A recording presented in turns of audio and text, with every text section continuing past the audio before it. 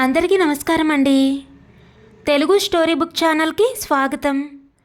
ఈరోజు నేను మీకు వినిపించబోతున్న కథ కోరుకొండ సూర్యకుమారి గారు రచించిన విత్తనం. కథను చివరి వరకు వినండి. నచ్చితే లైక్ చేయండి. కొత్తగా మన ఛానల్ని చూస్తున్నట్లయితే కనుక సబ్స్క్రైబ్ చేసుకోవడం అస్సలు మర్చిపోవద్దు. మరిక కథలోకి వెళ్ళిపోదామా? కొన్నాళ్లలో రిటైర్మెంట్. ఈలోగా కానీ తర్వాత కానీ 2 పెళ్ళిళ్ళు చేయాలి, విశ్రాంతి తీసుకోవాలి. అంతకంటే చేయడానికి తనకి ఇంకేమీ ఉండదు, తుది శ్వాస వదలడం తప్ప. ఈ మధ్యకాలంలో 2-3 సార్లు అలా అనుకున్నారు భానుమూర్తి గారు. కానీ ఈరోజు భార్య చెప్పిన విషయం విన్న తర్వాత, స్వయంగా తాను మరో విషయం విన్న తర్వాత మరోలా అనుకున్నారు. లక్ష్మి బాధపడి చెప్పింది. తను బాధ పైకి కనిపించనీయకుండా ఉన్నాడు. భర్తకు విషయం చెప్పడంతో బాధ తగ్గింది లక్ష్మికి. గుండె బరువెక్కడం అప్పుడే మొదలైంది భానుమూర్తి గారికి. అందుకే ఆయన ఆలోచనలో పడ్డారు.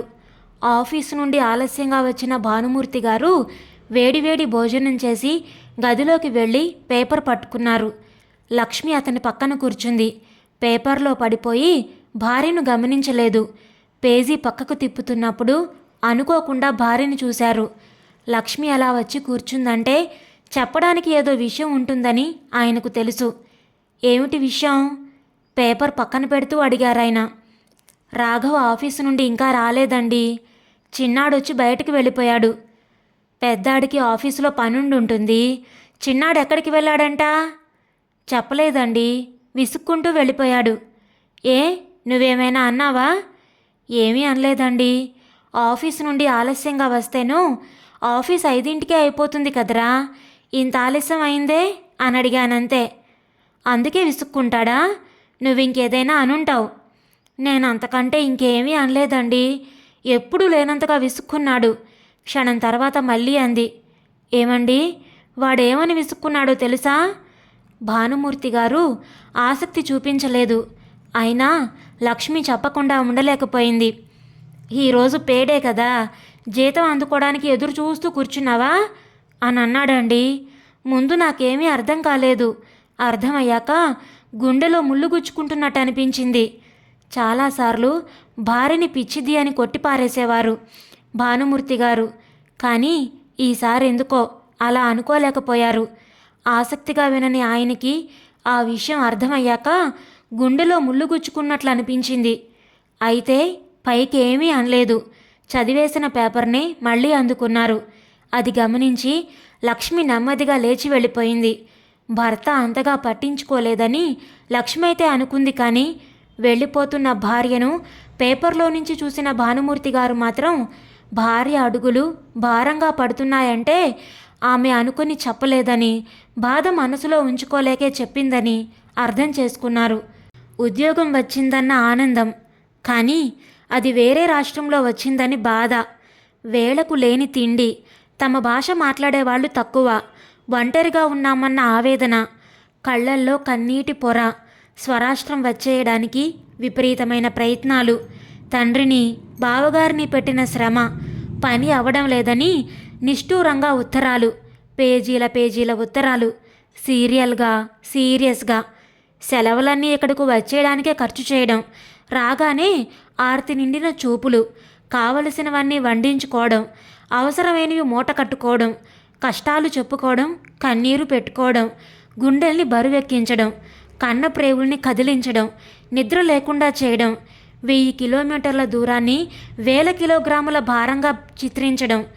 ఈ ఊరికి బదిలీలైనప్పుడు జాలువారిన ఆనంద బాష్పాలు అన్నీ కళ్ళల్లో కదలాడుతున్నాయి భానుమూర్తి గారికి. ఆలోచనలు నెమ్మదిగా కదులుతున్నాయి. ఆ ఆలోచనల్లోనే ఉత్తమొచ్చాడు. మరి కాసేపట్లో రాఘవ కూడా వచ్చాడు. కాళ్ళు కడుక్కోవడం, భోజనం చేయడం అన్నీ తెలుస్తున్నాయి భానుమూర్తి గారికి. ఉదయం భానుమూర్తి గారు లక్ష్మితో ఓ విషయం చెప్పారు. దాన్ని సాయంత్రం పెద్దవాడు వచ్చాక చెప్పమన్నారు. నేను చెప్పే కంటే నువ్వు చెప్తేనే బాగుంటుందన్నారు. నేను చెప్తే వాడు సిగ్గుపడొచ్చు అన్నారు. చిన్న కొడుకు మాటల్ని భర్తతో చెప్పి మర్చిపోయిన లక్ష్మికి తెలియదు భర్త ఆలోచిస్తున్నాడని.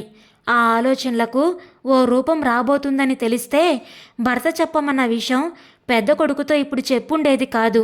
చెప్పకపోయి ఉంటే భానుమూర్తి గారిలో కదులుతున్న ఆలోచనలకు ఒక ఆకృతి వచ్చుండేది కాదు.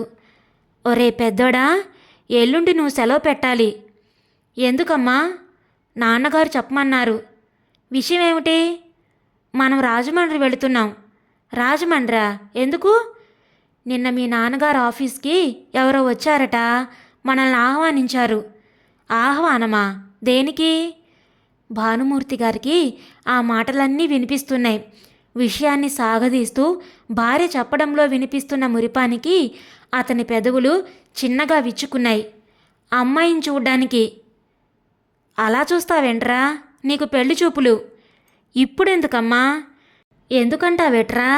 మన ఊరికి బదిలీ అయ్యాక చేసుకుంటానని చెప్పి ఇప్పుడు ఎందుకంటావేమిటి? అది కాదమ్మా, నాకు ఇంకో సంవత్సరంలో ప్రమోషన్ వస్తుంది, అంతవరకు ఆగుదామని. అమ్మాయిని వెతికి పట్టుకోవడానికి, ముహూర్తాలు కుదరడానికి చాలా టైం పడుతుందిరా. అప్పటికి నీకు ప్రమోషన్ కూడా వచ్చేస్తుందిలే.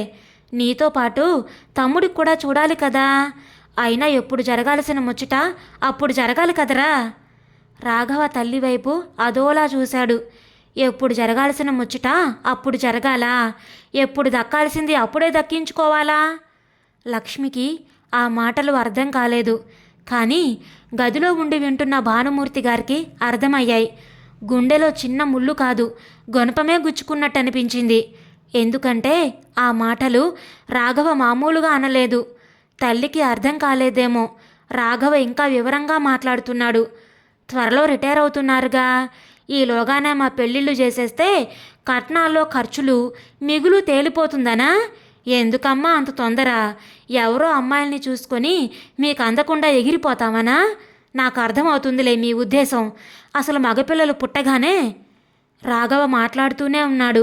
అప్పటికి అర్థమైన లక్ష్మి హతాసురాలైపోయింది.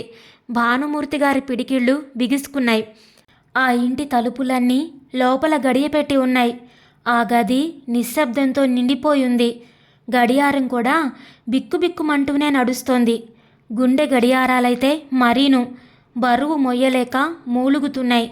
ఒక తండ్రి, ఒక తల్లి, కొడుకులు ఆ గదిలో కూర్చున్నా ఎవరూ ఎవరితో మాట్లాడడం లేదు. ఎన్నో ఆలోచనలు ఒక బిందువు వద్ద ఆగిపోయి అక్కడి నుండి ఒకే ఆలోచన సరళ రేఖలా వారం రోజులు సాగి అది నిర్ణయమై మరో 4 రోజులకు కార్యరూపం దాల్చిందని కూడా ఒక్క భానుమూర్తి గారికి తప్ప అక్కడెవ్వరికీ తెలీదు. అందుకే అతని ముఖం గంభీరంగా ఉంది. గొంతు కూడదీసుకుంటూ, మనసు చిక్కబెట్టుకుంటూ, ప్రేమను అణుచుకుంటూ అస్త్రాన్ని సంధించబోయే ముందు ఏకాగ్రతలోకి వెళ్ళిపోయినట్టు, వింటినారి ఒక్కసారి లాగి వదిలినట్టు భారంగా ఒక శ్వాస, నిశ్వాస. అప్పుడన్నారు భానుమూర్తి గారు నిశ్శబ్దాన్ని చీలుస్తూ, ఈ టైంకి మిమ్మల్ని తప్పకుండా కలవమన్నది ఎందుకో ఊహించగలరా? అన్నదమ్ములిద్దరూ ఒకరి ముఖాలొకరు చూసుకున్నారు. లక్ష్మి మాత్రం అర్థం కాక అమాయకంగా చూస్తోంది భర్త వైపు. మీరు నా గుండెల మీద ఆడినప్పుడు, నా చిటికెన వేలు పట్టుకొని బుడిబుడి అడుగులు వేసినప్పుడు, అప్పుడప్పుడే చిన్న చిన్న మాటలు పలుకుతూ ఉన్నప్పుడు, ఏదైనా చెప్పడానికి మాటలు కూర్చుకోవడానికి తికమక పడుతూ ఉన్నప్పుడు ఇద్దరి బాల్యాన్ని గుర్తు చేసుకుంటూ రాఘవ గొంతు విప్పాడు. కొడుకుల తలల మీద తలంబ్రాలు పోసే కోడళ్ల కోసం ఆశపడిన తల్లిదండ్రుల్ని అవమానపరుస్తారని ఎప్పుడూ అనుకోలేదురా. పెళ్లి చేయడం అంటే మీ జీవితాంతం తోడుండలేని మేముండగానే మీకు తోడును అందించడమే అనుకున్నాను కానీ కట్నాలు అందుకోవడం అని ఎప్పుడూ అనుకోలేదు. క్షణమాగి స్వరం గొంతుదైతే మాట మనసుది, ఆలోచన మెదడుది. మనసు మెదడు కలిసి మీ అమ్మతో నువ్వన్న మాటలు నా చెవిన పడినాడు నేనెంత మదనపడ్డానో నీకు తెలీదురా. విషయం అర్థమైంది రాఘవకు. లేదు నాన్న, ఆ రోజేదో అలా అనేశాను తలదించుకొని అన్నాడు రాఘవ. అసంకల్పిత చర్యకు సంకల్పిత చర్యకు తేడా తెలియని వాణ్ణి కాదురా. మహావృక్షం కూడా చిన్న విత్తనం నుండే పుట్టుకొస్తుందిరా. నువ్వన్న ఆ మాట కాకతాళీయం కాదు. అంతర్లీనంగా ఏదో భావం మెదలకపోతే అలాంటి మాట ఎప్పుడూ రాదు. అంతవరకు ఊరుకున్నవాడు కల్పించుకుంటూ, పోన్లేండి నాన్న, అన్న ఏదో తెలియక అనేశాడు అన్నాడు ఉత్తమ్. ఉత్తం, నువ్వేమీ ఉత్తముడివి కాదురా. అన్నలాగే నువ్వు అంతకంటే ముందే అన్నావు అమ్మని. చిన్నప్పుడు బండి ఆలస్యంగా వస్తే అంతవరకు ఎదురు చూసిన అమ్మ నీకు అన్నం పెట్టడానికి ఆతృత పడిందంటే ఒప్పుకుంటావా? అంతవరకు చూస్తూ ఊరుకున్న లక్ష్మి భర్తని వారించబోయింది. లక్ష్మి, నువ్వు ఊరుకో. అడ్డుపడ్డానికి వాళ్ళు చిన్నపిల్లలు కాదు.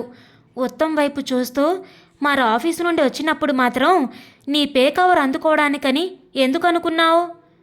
అలా అన్నానని అమ్మ చెప్పిందా?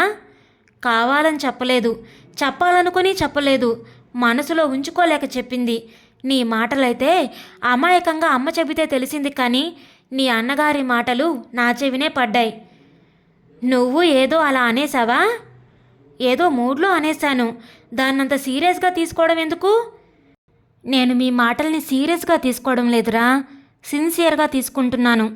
ఇటు మేం కన్నవాళ్ళని, అటు మమ్మల్ని కన్నవాళ్ళని ఇద్దరిని 2 చేతులతో పెనవేసుకొని బ్రతుకులు గడిపాం.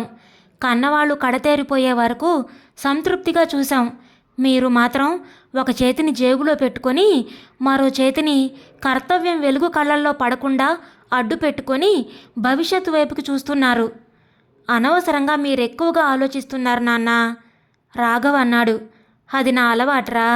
ఉద్యోగంలో నేను చేసిన చిన్న తప్పే ఒకసారి పెద్ద ముప్పును తెచ్చిపెట్టింది. ఆ తర్వాత ఎప్పుడూ ఏ చిన్న విషయాన్ని తక్కువగా అంచనా వేయలేదు. ఇది ఉద్యోగం కాదు కదా నాన్న, ఉత్తమ్ అన్నాడు. అవును, ఇది ఉద్యోగం కాదు, జీవితం. అందుకే ఇంకా జాగ్రత్తగా ఉండాలనుకుంటున్నాను. అంటే? రాఘవ్ అన్నాడు. భానుమూర్తి గారు గట్టిగా ఊపిరి పీల్చుకున్నారు. లక్ష్మి ఆతృతగా భర్త వైపే చూస్తోంది. మీకు బదిలీలై మా దగ్గరకు రావడానికి మీ బావగారి సాయంతో ఎన్నో ప్రయత్నాలు చేశాను. మళ్ళీ ఇప్పుడు మిమ్మల్ని దూరం చేసుకోబోతున్నాను. కొడుకులిద్దరూ తండ్రి వైపు ఆశ్చర్యంగా, కంగారుగా చూశారు. మీ జీతాలు జాగ్రత్త చేసుకోండి. మీ పెళ్ళిళ్ళు మీకు ఇష్టం వచ్చినప్పుడు చేసుకోండి. కట్నాలు, కానుకలు మీరే లెక్క చూసుకోండి. కార్డు ముక్క వేస్తే తప్పకుండా వస్తాం, ఆశీర్వదిస్తాం, అక్షింతలు వేస్తాం, చుట్టాల్లా చూసి వెళ్ళిపోతాం. నాన్న, మాకు మళ్ళీ ట్రాన్స్ఫర్లకు ప్రయత్నాలు చేశారా? ఎంతో కష్టపడి ఈ ఊరు తీసుకొచ్చారు. మళ్ళీ మమ్మల్ని ఎక్కడికో పంపించేయకండి నాన్న, రాఘవ కంగారుగా అన్నాడు. అవును నాన్న, ఇన్నాళ్ళు రాష్ట్రం కాని రాష్ట్రంలో ఉన్నాం. మళ్ళీ మమ్మల్ని ఈ ఊరు వదిలిపెట్టి వెళ్ళిపోయేలా చేయకండి నాన్న, చిన్న కొడుకు ప్రాధేయపూర్వకంగా అన్నాడు. భానుమూర్తి గారు గట్టిగా నవ్వారు. చాలాసేపు నవ్వారు. అతి కష్టం మీద వీళ్ళని ఈ ఊరు తీసుకొచ్చానట. ఈ ఇంటికి కాదు, మన దగ్గరకు కాదు, వేరే రాష్ట్రానికి బదిలీలై కష్టపడాల్సి వస్తుందన్న బాధే గాని తల్లిదండ్రులకు దూరమైపోతున్నామన్న బాధ వీళ్ళకేమైనా ఉందంటావా? తండ్రి వైపు అయోమయంగా చూడ్డం తప్ప ఏమీ మాట్లాడలేకపోయారిద్దరూ. హొరే, ఎప్పుడు కావాలంటే అప్పుడు, ఎక్కడికి కావాలంటే అక్కడికి మిమ్మల్ని ట్రాన్స్ఫర్లు చేయించేటంత హోదా మీ నాన్నకి లేదురా. ఉన్నా అలా చేసే మనస్తత్వం ఏ తండ్రికి ఉండదురా. ఈ ఊరు వదిలి వెళ్ళిపోయేది మీరు కాదు, నేను, మీ అమ్మ. కొడుకులిద్దరూ విస్తుపోయి తండ్రి వైపు చూస్తున్నారు. భానుమూర్తి గారు అదేమీ పట్టించుకోనట్లు మాట్లాడుతున్నారు. రిక్వెస్ట్ ట్రాన్స్ఫర్కి దరఖాస్తు పెట్టి ప్రయత్నించాను. నాకు ట్రాన్స్ఫర్ అయింది. ఇక్కడికి 800 కిలోమీటర్ల దూరానికి. అదే మీ అక్క బావగారు ఉంటున్న ఆ ఊరికి. నాన్నా? అవునరా, అల్లుడు పరాయి వాడై కొడుకులు గుండెల్లో దాచుకునే వాళ్ళైతే అది అదృష్టం. అల్లుడే కొడుకైతే అది అద్భుతం. చివరి రోజుల్లో ఆసరాకే వాళ్ళని వినియోగించుకుంటాను. ఏది మిగిలినా మీకు అందేలాగే చేస్తాను. ఇక మీరు పడుకోండి, నాకు నిద్రొస్తుంది అని భానుమూర్తి గారు లేచారు. రాఘవ, ఉత్తములిద్దరూ దీనంగా ముఖాలు పెట్టుకొని ఏదో అనబోయారు. వద్దురా, వెళ్ళొద్దని, ఒంటరి వాళ్ళని చెయ్యొద్దని క్షమించమని అడగబోతున్నారు. అంతే కదా? వద్దు, మీకు తెలుసు కదా, నేను అనుకున్నదే చేస్తాను, అనుకుంటే తప్పకుండా చేస్తానని. అయినా ఆర్డర్స్ తయారైపోయాయి. అది రిక్వెస్ట్ మీద. ఆగదు, ఆపుకోవడానికి కుదరదు, ఆపుకోను కూడా. చాలా మామూలుగా అన్నారు భానుమూర్తి గారు. అచేతనులై చూస్తూ ఉండిపోయారు తండ్రి వైపు వాళ్ళిద్దరూ. రా లక్ష్మి. కొడుకుల వైపు వెనక్కి తిరిగి చూస్తూ భర్తను అనుసరించింది లక్ష్మి. గదిలోకి వెళ్ళగానే మంచం మీద వాలిపోయారు భానుమూర్తి గారు. భర్తకు దుప్పటి కప్పుతూ, మీరు తొందరపడ్డారేమోనండి అంది నెమ్మదిగా లక్ష్మి. మనిషిగా జాగ్రత్త పడ్డానన్నా, తండ్రిగా తొందరపడ్డానన్నా రెండూ నిజమే లక్ష్మి. కానీ తప్పదు. వాళ్ళ మీద ఆధారపడినప్పుడే వాళ్ళు అలా అన్నారంటే నిజంగా ఆధారపడిన రోజున వాళ్ళు మనకి ఆసరా అవుతారంటావా?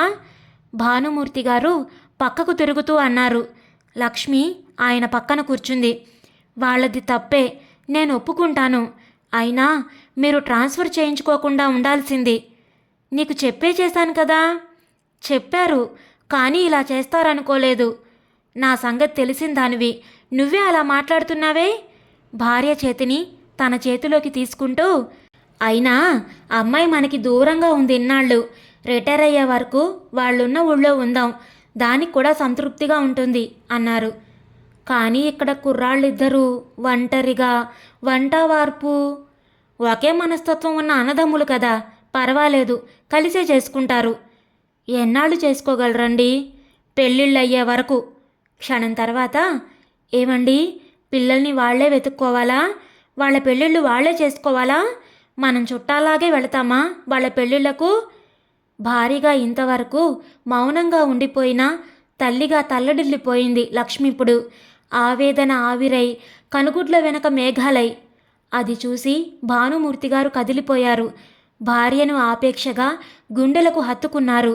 చెంపల మీదుగా జాలువారుతున్న కన్నీటిని తుడిచారు. లోకంలో అసలైన పిచ్చివాళ్ళు ఎవరో తెలుసా లక్ష్మి? కన్నవాళ్లే. అందుకే పిల్లల మాటలకు తడి కాని నీ కళ్ళు నా మాటలకు వర్షిస్తున్నాయి. నువ్వు కన్నీళ్లు కారుస్తున్నావు, నేను దిగమింగుతున్నాను. నీది ఆవేదన, నాది ఆలోచన, అంతే తేడా. పిచ్చి లక్ష్మి, మన పిల్లల పెళ్ళిళ్లకు మనం చుట్టాలెందుకు అవుతామోయ్? నేనంత మనసు లేని వాడిని అనుకుంటున్నావా? పిల్లలకు దారి తోడు చూడాల్సిన బాధ్యత మనదేనని నాకు తెలియదనుకుంటున్నావా?